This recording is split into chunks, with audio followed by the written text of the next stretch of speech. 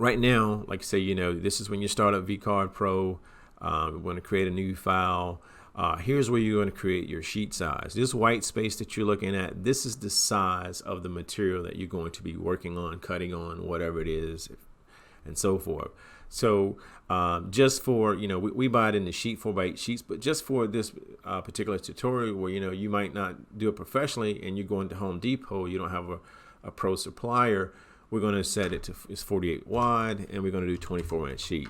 And this is your 6mm MDF that you get from Home Depot, 1/4 inch, and so forth. In this particular case, since we're going to be using a laser, whenever we use VCarve for laser, we never worry about the thickness. It does not matter to us. We're just using the actual software. So I clicked OK. Now we're rocking and rolling. So if you're kind of new to VCarve, we can do some things, some tutorials. They have a ton of tutorials if you've already downloaded it. And you use VCarve on daily basis, but there's some things that we've learned. How it is. Certain tutorials from a manufacturer don't tell you everything. There's some things that we learned, some tricks and stuff that we learned, and so we'll be glad to share. So if there's something that you want to go in detail that Vectric hasn't went over, just leave it in the comments down below. We're glad to do a tutorial on it. And right now, what you're doing, this is part 1 of this job that we're about to do. This particular job is for a client. They do a lot of things, custom stationery and so forth, but they got a little house project that they're working on, so that they're actually building a house, I think, so a small house. So we're going to be going over that particular thing. So right now, so our sheet size, this white space, is 24 by 48. So we're going to get down to it. So we're going to open up this file, and she sends PDFs. She works in AI, so she always sends us PDFs. Of course, we have the AI as well. We have the full Adobe suite, the AutoCAD, VCarve, you name it, we have it. We also use Vinyl Master for a lot of our sign work. So, but right now we're going to cut 1 through 5. So just going to drag and drop, zoom out here.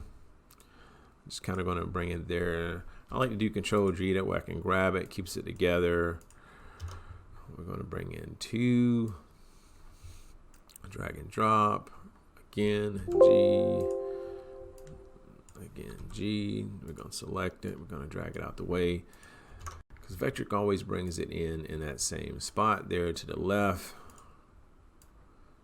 G, clicking, moving over, switching back, we're going to grab that 4, I'm going to try to grab 4, I'm going to drop that in there again.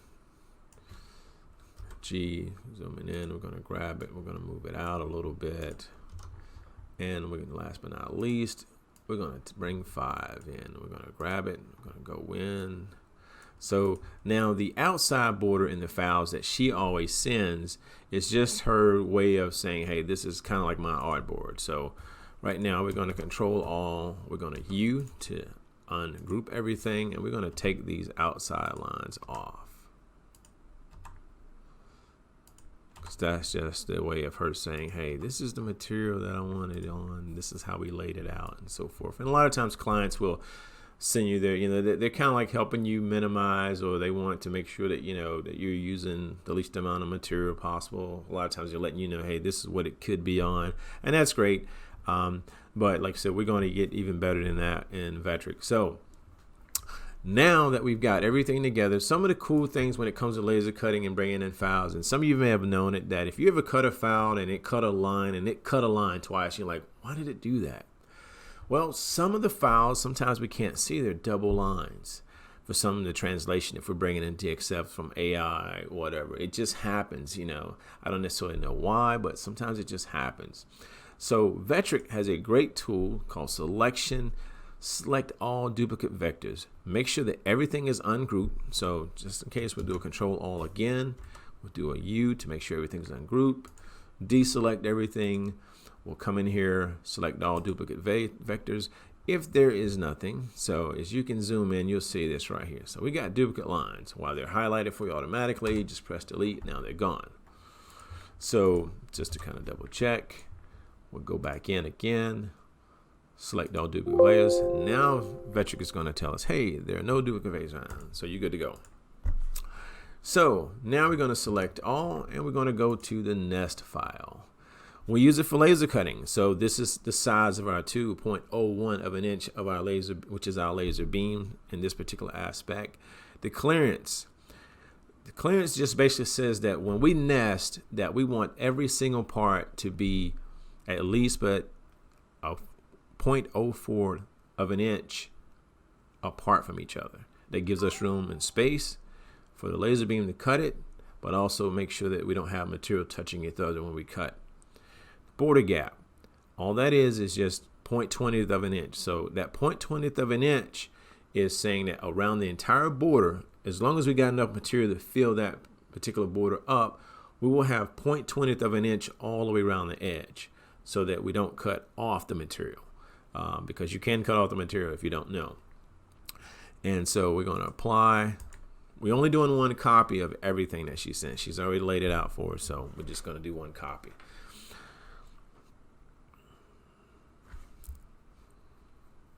So as you can see right now, we got sheet 1 and sheet 2. So again, this white space is 24 by 48. Now, like I said, if you're doing this professionally or if you're doing it as a hobby, this is one reason. Vectric VCarve Pro is worth it just for the nesting capability alone. If it did nothing else, I would buy this just because of the nesting. Because when you have a client that sends you a project and they say, hey, look, we need 1,000 of these cut, or we need 500 of these cut. Well, before you can accurately quote, you need to know, hey, how much material is this going to take? You know, you can easily figure out how long it'll take you to cut it, but how much material is it going to take? This, if you're working off Home Depot and you've got 1,000 of these to cut, this is going to tell you exactly, hey, I need, in this particular case, hey, we need 2 sheets of 24 by 48 material. So now you can include that into your quote. That's your material. And hey, now we need to figure out how long it's going to take us to cut it. So as you see, that sheet is grayed out. So if you do a Control All, unfortunately, Vectric doesn't have any shortcut keys for exporting, so we have to go over here. We're going to do the DXF. As I've kind of already done this before, earlier this weekend, and like I say, you know, and let me just pause. We use Google Drive for everything. Everything we do, we work inside of Google Drive. It's the best IT department you can have as a small business because it backs it up all the time. It's constantly doing it. You know, if I work on my laptop at a Starbucks and then I come into the shop and work on it on the desktop, if I go out to the shop floor and we're on the computer that we use for the laser, if I need to make a change, everything is always there seamlessly. And if I ever crash, computer lose, whatever, I don't worry about my files. Every customer, every file that we have we've got it. No biggie. And if you get a new project, if you get a new laptop or whatever, it's just a matter of uploading your Google Drive and hey, sync it back down. So, so we're going to overwrite that. Yes, I want to overwrite that. Now I'm going to double click sheet 2, Control All. We're going to export. How's project 2? Yes, I want to replace it. Voila. Now you can either do 2 things. You can save this just like it is as a nest file. I always like to do a Control Z and save it as, I always like to keep the original just in case I got to come back and make the change, because once you exit out of at that particular state, you would have to import everything back in as it was. So this is before I nested. So we've saved that file. It's automatic. Google is automatically rocking and rolling right now, as you can see. And we use Boss Laser. We've had the Chinese brands. We've also had, like I said, we use the Boss Laser. The components that they use a lot of times are Chinese based, and they're great. They're plentiful. RDWorks is a very popular brand. It's not proprietary. It's nothing that you've got to have a special software from the laser manufacturer. As long as you got RDWorks, you've got business. It's a great tool for cutting simulation, yet we have yet to figure out over the years how to get an accurate engraving time from it.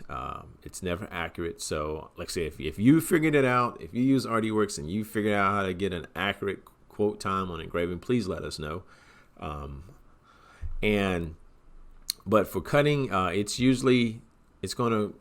pretty dead on, or most of the time the laser might finish a tad bit earlier. So it's a great tool for simulation. So now we know how much material we're going to cost. So we're going to need. So we automatically know, hey, how much material we're going to need to build that in. So now we're going to come in, we're going to bring in house project 1. And like I said, we cut this stuff on a daily basis. We've already got it set up. We cut 1/4 inch MDF at 15 millimeters per second at 90% of power. We're going to bring this in here. Sheet 2. Again, black. And just to kind of give you an idea, guys, and we can go over this later. We don't necessarily have to do it right now, but that'll be another tutorial, of course. And so what we'll do is, so now I can go ahead and highlight. So it's saying 1 hour and 7 minutes, 1 hour and 8 minutes to cut this. So that's what we're looking at. So you would quote 1 hour and 8 minutes, whatever your shop hourly rate is, and you would quote that plus the material cost, and that's what you would quote your customer.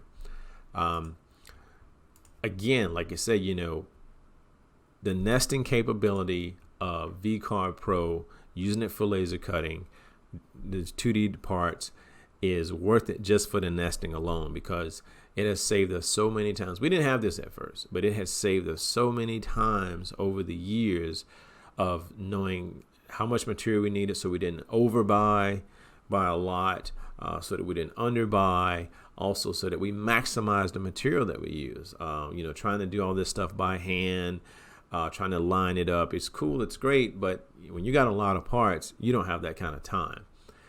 And you can tell it, hey, I need 1,000 of these or 1,001 of these, and it's going to tell you exactly how many sheets you're going to need. So it's a great tool. So thank you for tuning in. This is one of our first VCarve Pro videos. We call it VCarve Pro for laser cutting, even though it's a CNC software. But as you can see, it's a great tool. These parameters that we use in this, we've been doing it for years. You won't have any issues with it. Like I said, don't forget to subscribe. If there's anything we can do better, please let us know in the comments. If there's some kind of tutorial, anything that you want us to go over that we kind of touched on here that we didn't go over in detail, please let us know. We'll be glad to do a tutorial. So thank you for tuning in at Normbach. Thanks.